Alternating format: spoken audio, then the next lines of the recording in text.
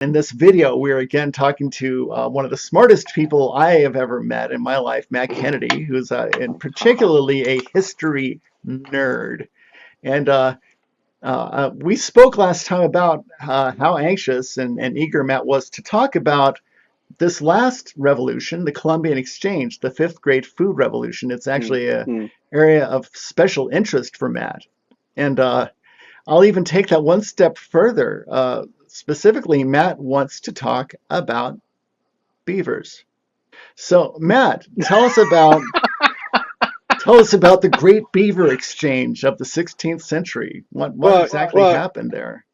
you gave me a hint that this was going to be a topic, so I was like, "What the heck?" It was your But I idea. started. No, it was not. This was not my idea, but it's a good topic. Anyway, so when the big revolution came and people were like, "Cool, we can use these pelts from the New World to create felt hats," right? Which is basically what beavers did. Beavers became this incredible fad in the 17th, 18th, and especially 18th and 19th centuries. And so people in Britain and France would get their felt hats and they'd be made out of beaver fur. And that was the dominant thing for a long time, to the point that beavers became, I don't want to say endangered, but I think they were at risk at various places here, particularly up in Canada. Canada was largely founded on beaver pelts, among other things, but trapping was its big first thing. Um, you think about places like Quebec City, was founded as a trading post, basically, to move pelts out of the New World into the Old World. But the interesting, ironic thing about all of this is that when beavers stopped being the main source of felt for hats was in the 19th century, and it was replaced by silk. So from coming the other direction, because there was no silk in Europe, that came from Asia the other way. Interestingly, it was sort of like that globalization aspect of all of this is like cool. We have this really cool thing. It's really, the faddishness of it was great. Um, but then at some point they realized that they could probably produce more silk as a replaceable resource as opposed to killing off beavers and transporting it. It seems like it's probably cheaper. So whatever industrial silk looks like. Prior to the 1500s, one of the reasons China never took Europe seriously was that one of the commodities that the Europeans were trying to trade with the Chinese were textiles, Mm, largely wool. But the Chinese had silk, and yeah, and they would look at this wool from Europe and they'd say, "What are you bringing us? Why are you bringing us this crap cloth? We have right. silk here." And so they would just kind of, as Yeah, I said before, the Chinese didn't take Europe the least bit seriously until they showed up with a bunch of silver. Another thing I think is the environmental impact that beaver have. I believe I've read on good faith that next to humans, no other animal has as profound an impact on its environment as beavers. I think it was particularly in the Hudson Bay area in Canada is where hmm the beaver trade was very robust. When they started trapping the beaver, that had to have had an impact on the ecosystem, but of course you're having kind of a reverse impact. You're removing an influence, because the beavers were they're not really conservationists. They go into an area and completely change it up. The interesting about beaver is it's so pervasive in North America. All the way to the furthest northern reaches down through New England and into Colorado, and anywhere there's a river system in North America, you're going to find a beaver. It's fascinating to me how much they do change things, but within their ecosystems, it's often for the better, right? So they create places for salmon to be able to spawn into and trout to be able to rest, and those became places where bears can eat. And there's like as an ecosystem, it's all part of the overall process.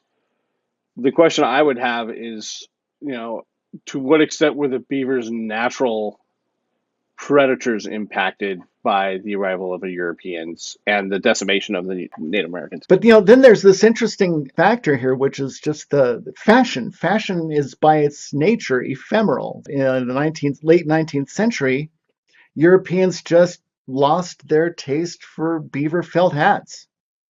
It's fascinating. The the way fashion and trends impacted all of this. So you read about how, like you talked about the tomato on your last one, and when tomato first came into Europe, first of all, they thought it was poisonous because it's every other relative of its family is poisonous. Um, and right, only the fruit is really the piece you can eat. Um, Thomas Jefferson was one of the guys who was really an advocate for like, hey, you can eat these things.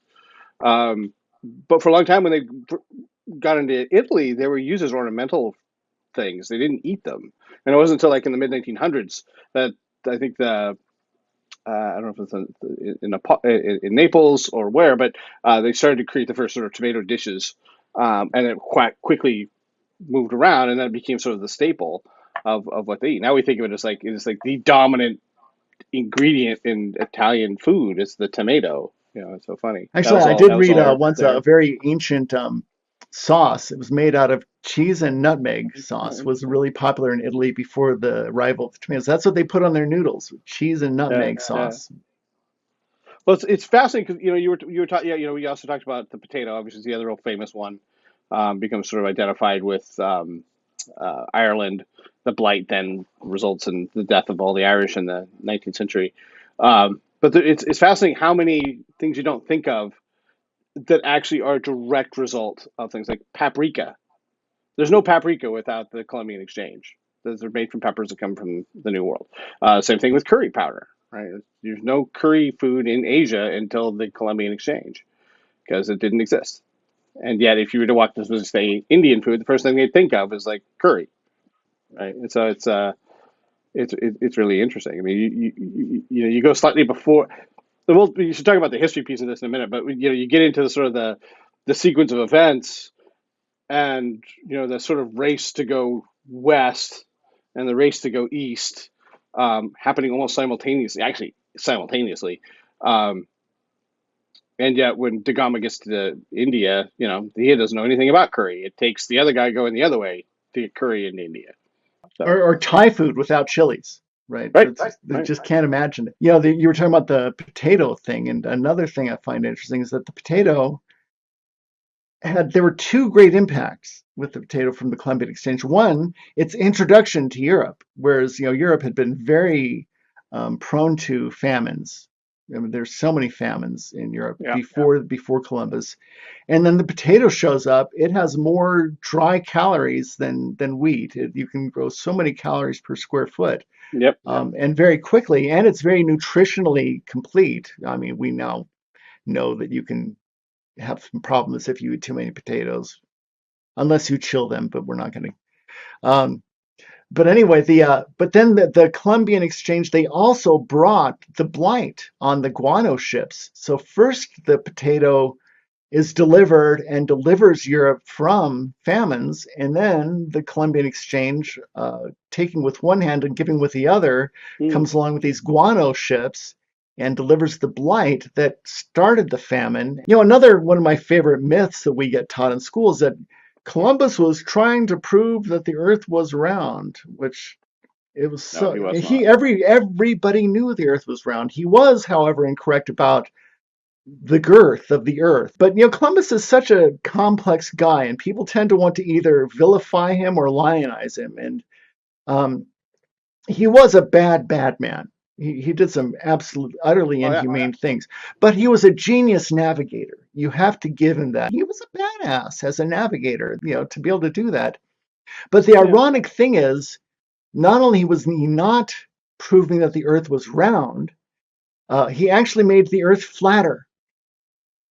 He made the earth flatter by creating this homogeny, by homogenizing all of our species. He But flattened things out. I love this part of the story because you like look at the general timeline. So you get like, Prince Henry the Navigator in Portugal about 50 years beforehand. He figures out that you can get down along the coast of Africa and how to navigate that. He comes up with all of these tools. He's really the genius that comes up with all the tools. Um, and almost virtually simultaneously, Columbus goes east and Da Gama goes west, right? And Columbus dies thinking he figured it out, that he'd beaten Da Gama. I was like, I got the best Yeah, he way. went And to the Da grave Gama thinking this was India. Yeah, no, 100%. And again, Cuba was like part of China, maybe. I love the fact that there's this ongoing thing and this battle between this. To go back to your point, so the reason why Isabella and Ferdinand were so willing to give Columbus, this Italian guy, the the the rights to this, because they were aware that the Portuguese were working their way the other way, and they wanted a piece of that action, but they couldn't get around that way. Um, and so they went the other way. And in fact, around that same time, Alexander the Sixth, who was the Pope, he was the Borgia Prince, or Pope at the time, he gets Portugal and Spain to write the treaty that divides the world, right? And it just so happens that the Portuguese side is where Brazil is, which is why they speak Portuguese. But for a long time, the way around the other way was owned by the Portuguese, and really probably wasn't until you get to the Dutch who begin to like more nationalize. But this is all the beginning of globalization, right? Everyone's trying to get these different ways.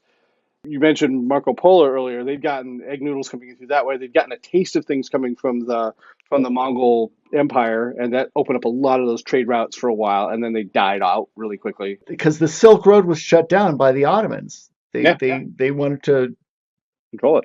put a little burr in the saddle of the Europeans, the Christians. They were Right. like, you know, And so now they are like, cool, all right, well, we'll sail around because we can't get across the land. And if not for that, none of this happens, right?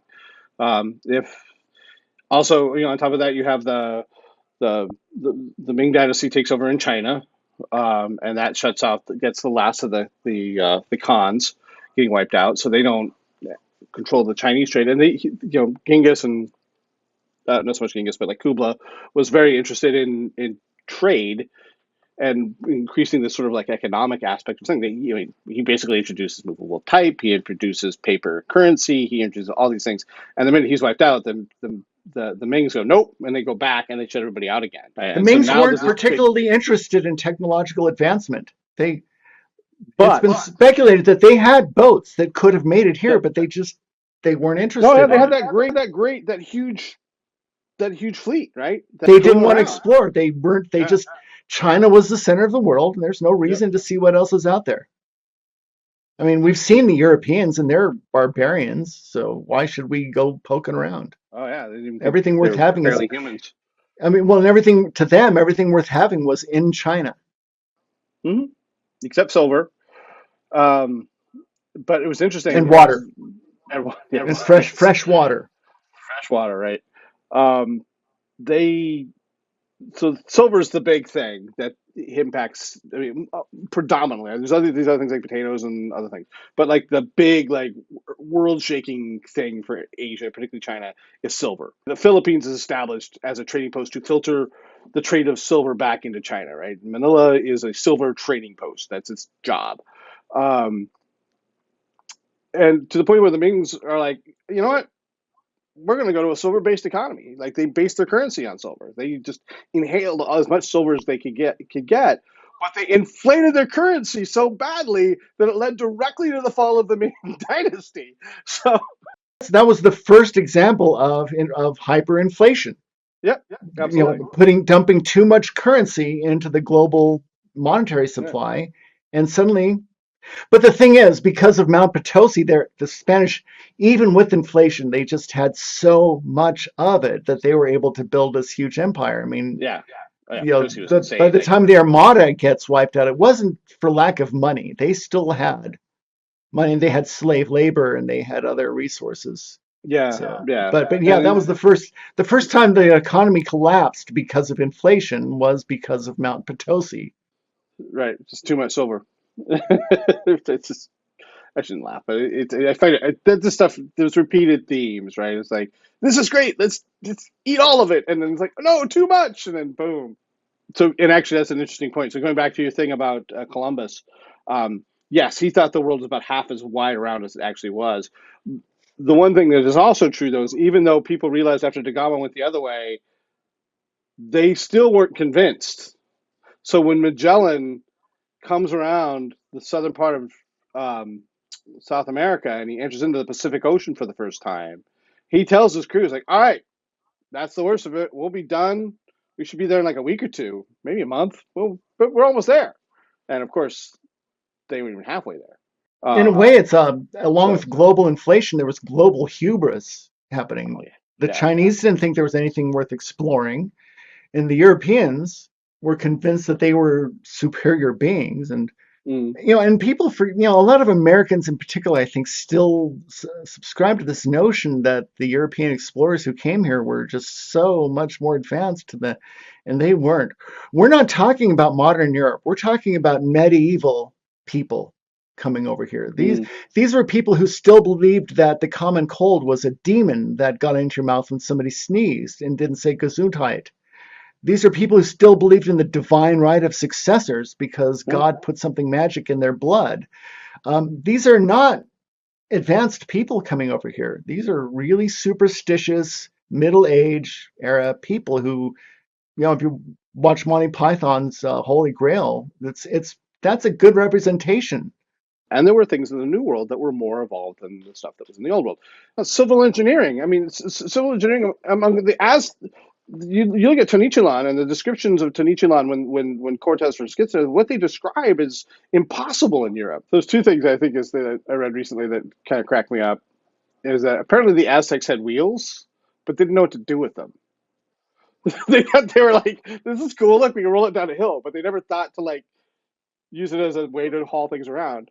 I can't speak about Aztec in specific, but I know you go much farther south, it's just marshy, it's jungle. Yeah, Wheels are pretty much, by the not time that you get to useful. Central America, they're useless. And obviously, gunpowder starts with the Chinese, and then it makes its way to Europe basically through the Mongol invasions.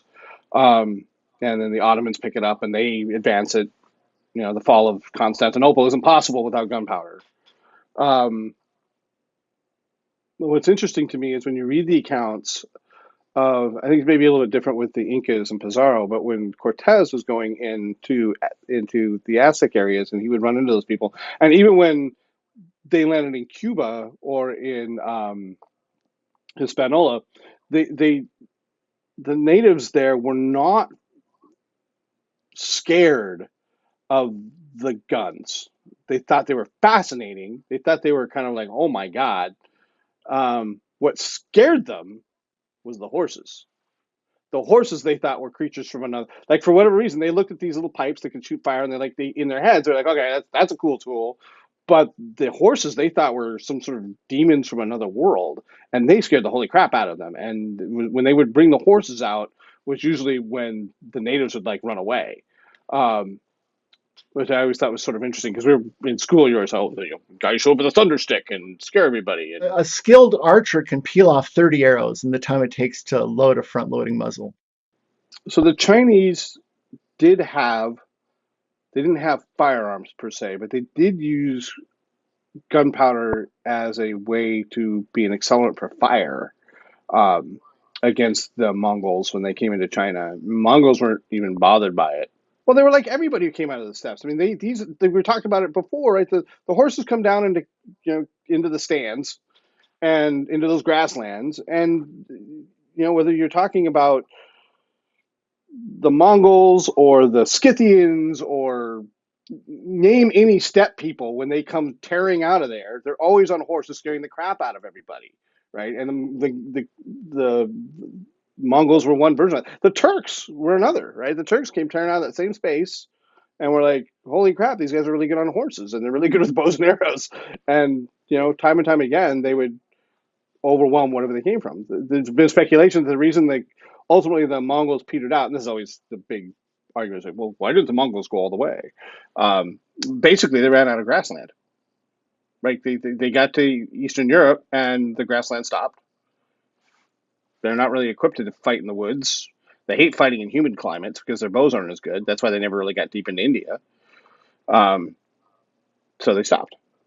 But as long as they had open prairie, they would have kept going. If they had somehow made their way over into the New World, they would have like just wrecked North America. I've read that 1 out of 10 living humans has blood from Genghis Khan. Yeah, I mean it's hard to overstate how pervasive that is. To a certain extent, that's just math. I mean, there's the number of British people, for example, who have the DNA of William the Conqueror is off the hook, including myself. you start doing the math of like you go back like something like 10 generations, you're talking about thousands of ancestors at that point, right? Who are all contributing to just little old you. So it's easy for those. After a while, it just becomes so geometric that you're going to run into somebody. Yeah. So I'm inclined to think that there's this big mystery about the Neanderthal and how they felt. I don't think they fell. I think you look at the numbers, they just assimilated. I mean, I'm Yeah. sure there were some fights, there were some conflicts, of course, but generally speaking, they, considering the average human alive today has 2.7% Neanderthal DNA, we just assimilated them. It was a number. There were so many Homo sapiens pouring into Europe. Right now on planet Earth, if you were to add up all the Neanderthal DNA, it's more Neanderthal DNA than existed when the Neanderthals were here. Yeah, they were. There weren't that many of them. Right. And that's even if you count the Denisovians, which I think you should, because they're very Yeah, because closely they're sort of an related. offshoot. Yeah. But just the number of Homo sapiens pouring in was so overwhelming. I think that they just kind of blended into one race, and there were some turf battles, but also there was kind of a pan-European Homo sapiens culture. I mean, I don't want to drift too far off topic, but Yeah.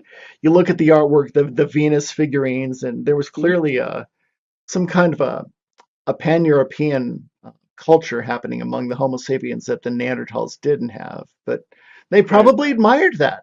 They probably wanted to marry into Homo sapiens families because they admired this homogeneous culture and this cohesion. Well, and the species coming out of Africa as the Earth is warming up is able to be much more effective. I mean, Neanderthals were built for the Ice Age, and as the Ice Age ended, their dominance receded because the conditions for which they were built went away.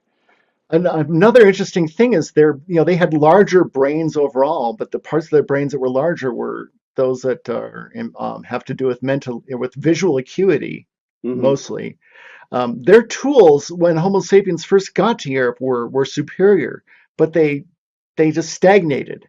Yeah. So the Homo sapiens tools continue to improve. There's more imagination.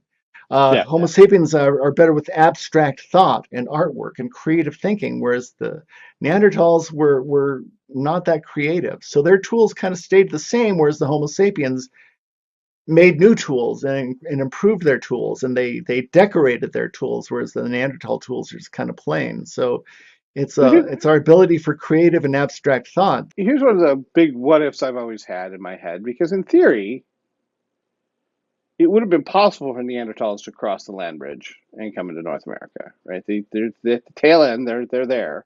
Um, They may have been better suited for it. exactly. Right. Exactly. It's. I find it, and I'm not an expert, so I don't know. I'm sure there's people out there that can tell me why, but I'm very curious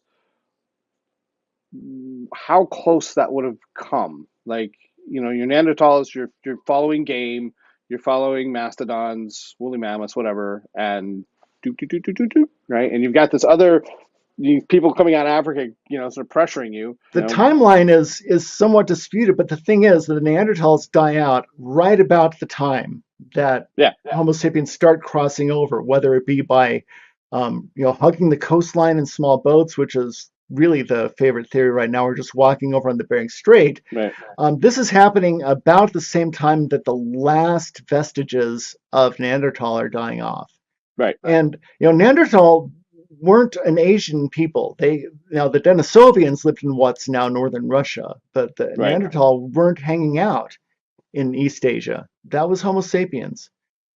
So they were. It's just a matter of the timeline. They just were basically in their final throes about the Yeah, time that people came here. think if I could go back and make like a movie, that would be a cool movie to make. Like instead of fighting Native Americans here, what happens if Columbus shows up and it's about the bunch of advanced Neanderthals? We make these movies up in our heads. Just that's what we do when we're killing time. Right. But even Native Americans carry Neanderthal DNA. That mixing was happening before the migration into North America. By the Yeah. time humans get to North America, the mixing has already happened. And Yep. the Neanderthals have pretty much, I don't want to say died out, they've been assimilated. They have Like disappeared as a unique like species. 60, 50,000 years ago, 60,000 years ago is the last of the Neanderthals, right? 40-ish, Yeah. 40-ish. But And tomorrow there'll be a new cave Right, right? right, right, Like right. this stuff in Indonesia. Do you see there's these new cave paintings in Indonesia that are Yeah, 10,000 years prior to Lascaux? yeah, So and of course the footsteps in New Mexico have been verified. They're yeah. 30,000 years old. So we Way too know that old. there have been people here. And the thing is, a lot of the early settlements were in the coast of South America, where it's very humid and plant material Doesn't doesn't stay. persist. Yeah, all they So have is artifacts, DNA. artifacts just break down. So it's really hard. But we can look at DNA and we can look at one of the things that's also been established is that the riverways allowed for people to get from the coast to the interiors very quickly. So the Columbian River was probably a major transit route Oh, sure. for early Native Americans. Yeah. Um, it's so Well, fun because it just every other month there's a whole new discovery, and I almost am scared to talk about early human history as much as I love it because by the time I publish a video, there will be some new discovery. Somebody's going to right. watch that in 6 months and say, "Didn't he know?" I'll be like, Right. "No, I didn't That's know." insulting. I'll be like, "No, I didn't know, and neither did you." I really do love. I love the unknowable stuff, and as we learn more about the unknowable stuff, I just find fascinating. But we only have 3 minutes left. I wanted to talk Okay. about the Guano Act, but I don't think we're going to have time. The guano thing is so interesting that the United States Congress actually passed a law in 1856, which made it legal for any U.S. citizen to declare a guano island as a U.S. territory. Wow. That's how much bird poop changed the world. But for now, it's time to wrap up this video. Matt, it's been so great having you, Of and course. we'll have to do this again. And I Anytime. thanks for watching. Hope to see you next time. Ciao. Bye. Yeah.